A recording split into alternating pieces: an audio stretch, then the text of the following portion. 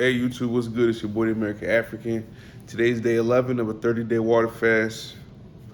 Today I'm feeling pretty good, you know. That's a lie. I'm feeling weak, but I'm feeling good. Like I'm okay, no complaints. Um, I'm not stressing, I'm chilling, but I just want to like lay in the bed all day. And I've been feeling like that for the past 2, 3 days. Like, and when I lay in the bed, it's like I sink into it. Like I just sink into it. You know what I'm saying? And then I wake up hours later, and I still kind of feel the same.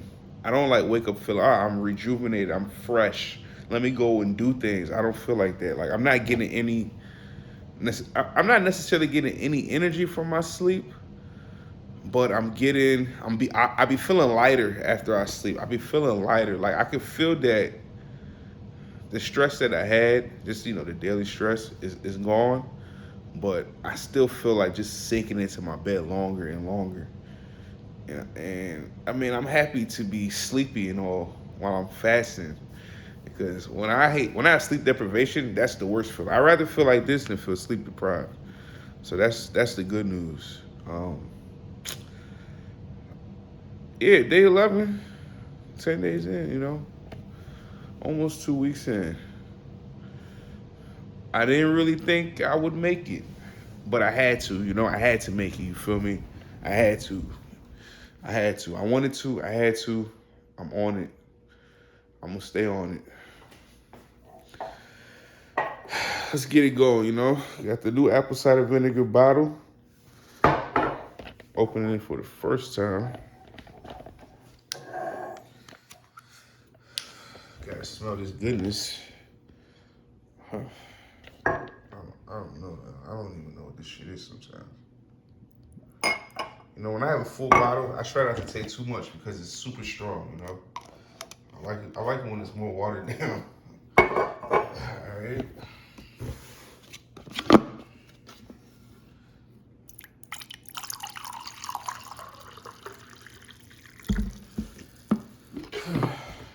I'm still feeling full.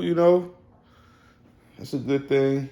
Hunger, believe it or not, I'm 11 days in, and I haven't had one sign of hunger. Sometimes I watch something that make me like, it makes me remember something that I ate before.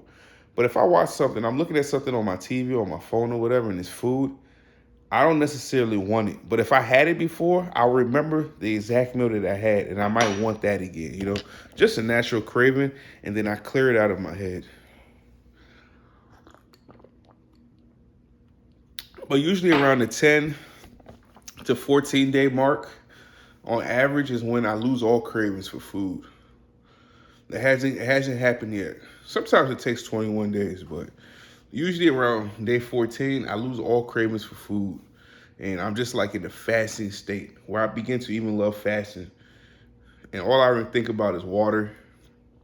And I just have like a super clear mind and I can focus on anything. But even though I'm not there yet, I'm still feeling good. I have keto breath now. It's a good sign. I like to have keto breath. Not that I necessarily like keto breath, but I like to have keto breath, especially when I'm feeling weak, because it reminds me the reason I'm feeling weak is my body's in ketosis. It's burning energy, using fat. It's using fat for energy, and that's why I'm feeling the way I'm feeling. That's why I'm feeling kind of weak. And for what we're trying to do, what we're trying to accomplish, it's okay. I'm not mad at it. And I know that I'm burning a lot of weight. Burning a lot of fat, I should say. I'm burning a lot of fat. Weight loss is really about fat loss. And I'm burning a lot of fat right now. So that's good news. I got keto breath. It's been a long time since I've had keto breath.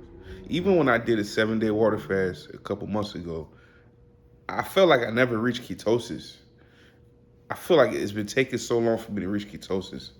According to studies and things that you'll read, it'll say it takes at the most 3 days to fall into ketosis.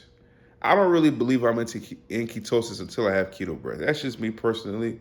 And the reason I think like that is because usually before I start a fast, I shouldn't say usually, I would say lately, before I start a fast, I'll eat heavily. And in my mind, it's like all that food is still there because there's no way my body can process that. Imagine eating so much. It's like it's still in your esophagus. You know what I'm saying? Like it can't even all reach your stomach. It's bad, very bad. But that's one of the hardest habits I have to break. Just being honest, that's the shit I go through sometimes. So, before I started my fast, I really had to talk to myself and realize that,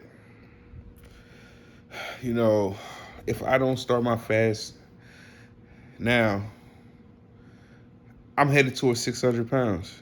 I'm headed towards that category. Like, at the rate that I was eating, how much I was eating, the kind of food I was eating, and my disregard for even my pocketbook, my disregard for my health, my disregard for everything, food became the number one priority in life. And with that mentality, if I wasn't able to break it, I was headed towards 600 pounds. I mean, by end of the year, you know what I'm saying? Like, no doubt in my mind. I used to tell myself, this is where you're headed. This is where you're headed. This is where you're headed. You were close to reaching 200 pounds just 2 years ago. Now you're on your way to 500 pounds, 600 pounds, a complete relapse. Because usually when you go through weight loss, when you gain weight back, you'll gain back the weight that you used to be plus more. And I never want to reach that state, I never want to reach my complete original weight. I never want to reach that state. When I reach that state, I'll be extremely disappointed in myself. I just have to be honest. I've reached that state before in my past weight loss journeys. And that's like that one thing that I'm fighting. That's like that one thing that I'm fighting, vehemently fighting. Like, no, no, no. Because I know that mentally I will break down. I know that mentally I'll break down. If I have to go buy 5X, 6X clothes again, if I have to start making my lifestyle around my weight and my inability to move and fit and all these sort of things, I'm already mad enough that I wouldn't be comfortable on a plane, Like, I remember even when I went to Las Vegas last year, December, I was probably like 300 pounds, around 300 pounds. And I remember being on a plane. And luckily, no one was sitting next to me on the way there and the way back. But I just remember saying, damn, am I going to need a seatbelt extender? I remember that thought going through my mind. It's being like, oh my gosh, like, I don't even feel like I'm that big. Even though I was big, I don't even feel like I'm that big. And I might need a seatbelt extender. But luckily, I didn't need a seatbelt extender. They offered it to me, though, on one of the planes. Yeah, they offered it to me on one of the planes. Yeah. But yeah. Thank God for plane seats and small cars. Wake-up calls. I don't want to do life if I can't hop on a plane. Nah. I don't want to do life if I can't be free to move about like a normal person, So I'm going to fight my obesity. I'm going to fight obesity. I'm going to fight obesity. Obesity is my number one priority until I defeat it. Until I defeat it, it's my number one priority. There may be relapses. There may be struggles. There may be health problems. Might be issues. But ultimately, I want to beat obesity, That's what I'm here for. I want to beat it. I want to survive obesity. And the thing that's really been bothering me lately is like, obesity is talked about, but the way they talk about it is like they just give you the stat. Oh, 33% of American adults are obese. Oh, well, they just give you a stat, but they don't really say nothing about it. Like, how are we going to go about this, You know how, like, presidents always have, like, a mission?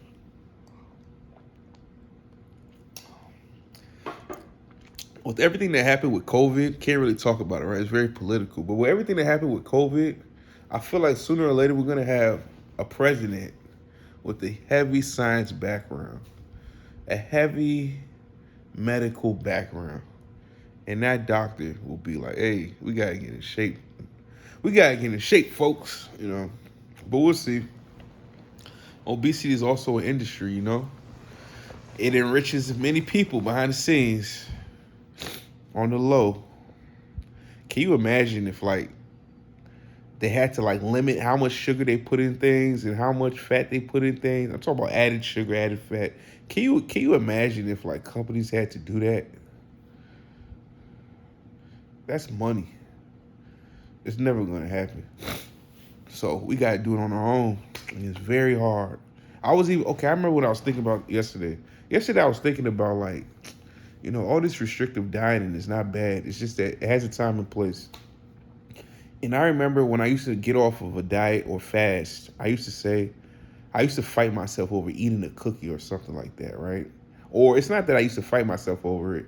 I used to do it, but I used to kind of say, man, this is why I'm not losing weight, because I ate that cookie. I don't know that I can live like that forever. That I will never I'm gonna say to myself, oh, I can't have a cookie again. Or I gotta go get a very low fat, low carb cookie or something like that. I wanna have that dirty cookie. Even if it's daily, I wanna have it. Just one though, right? I wanna be able to have that daily guilty pleasure and not beat myself up about it. And I know that might not allow me to be skinny, but I feel like if I can do that, I won't go all the way back again.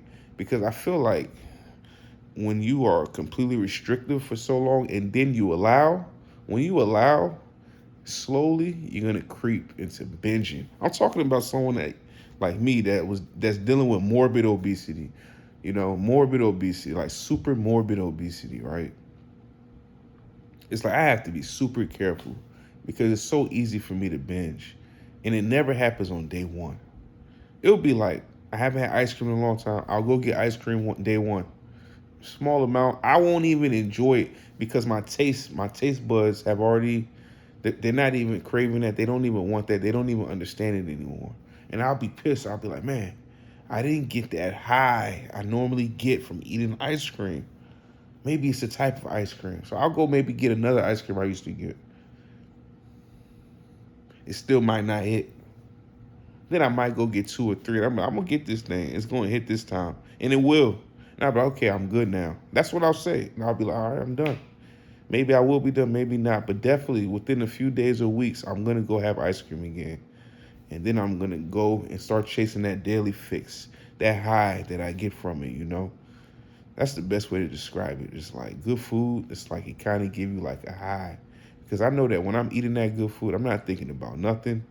I'm just thinking about the enjoyment and that it's almost finished or it's going to finish. And what am I going to do after that,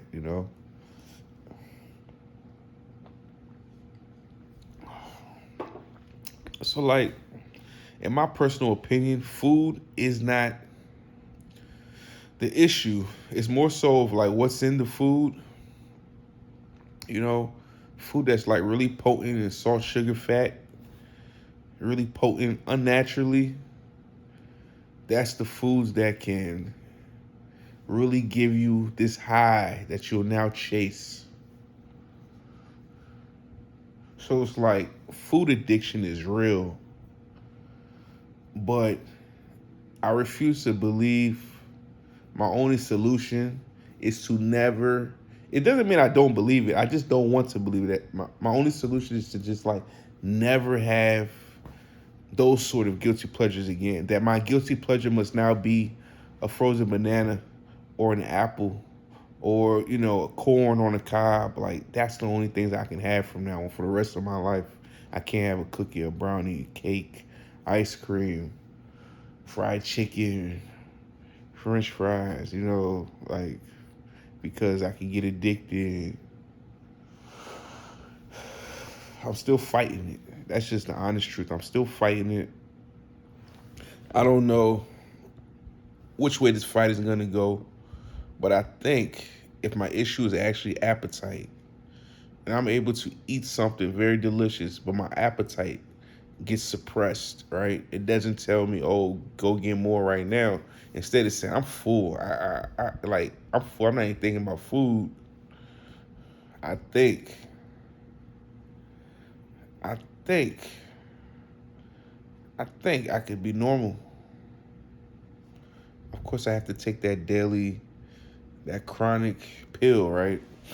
That appetite suppressing pill forever, but that's not a big deal as long as it doesn't cause any health issues, right? Of course, it's gonna cause something, right? There's always some side effects, but you know what I mean. Having a heavy body is really hard on your heart. It's really hard on your heart, you know.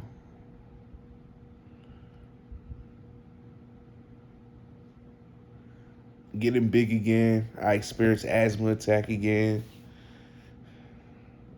I experienced sharp pains in my body again.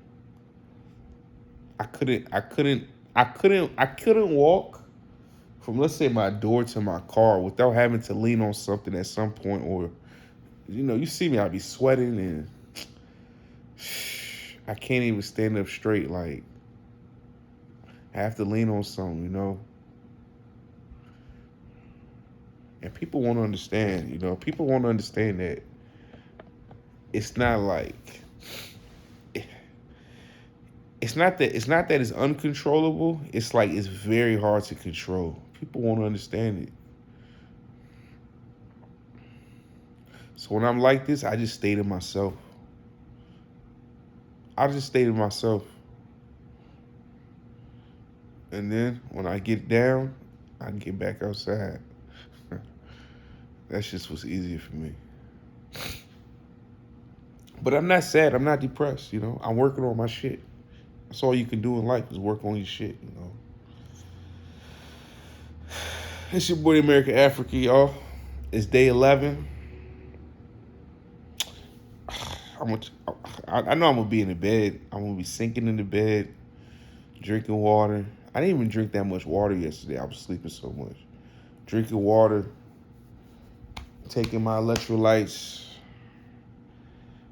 and looking forward to day 14. Day 14, day 15. I think that'll be the weekend, right? Hopefully, I'm gonna get in my car again. I tried to get in my car last night just to see if there's any difference between the last time and this time. That's like 3 days. There wasn't really any difference. It's still kind of hard getting in and out.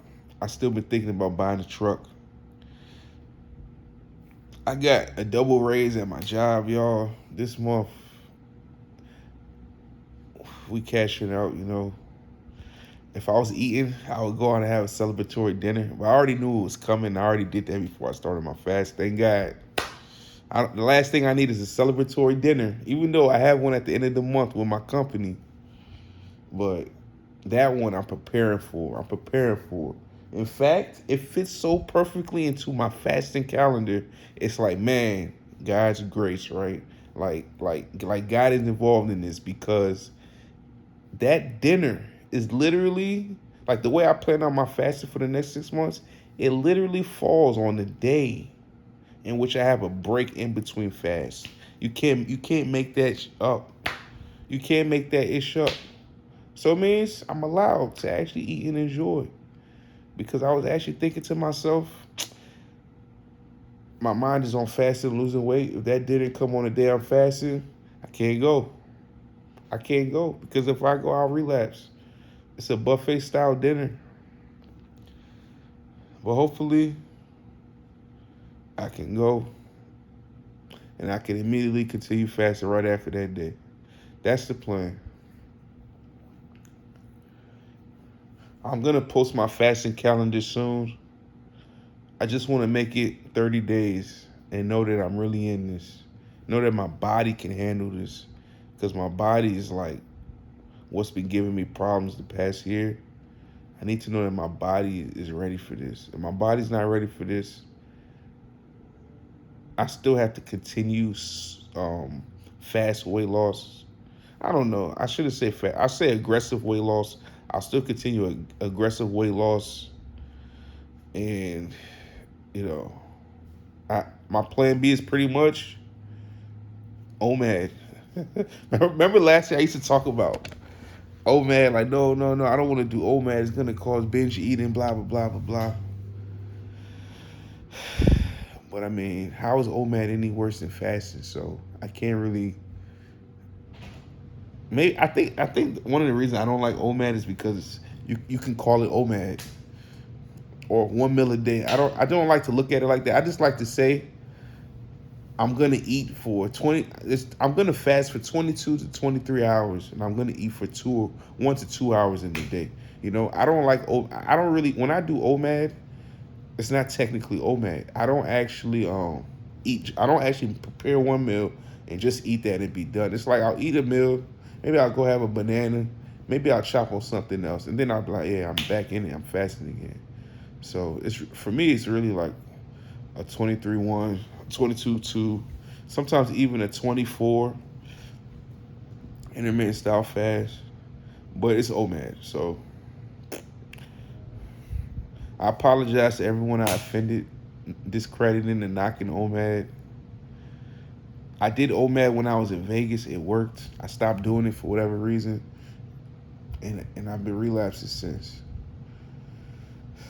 So it's your boy, the American African. Like, comment, subscribe. I'll catch you on day 12.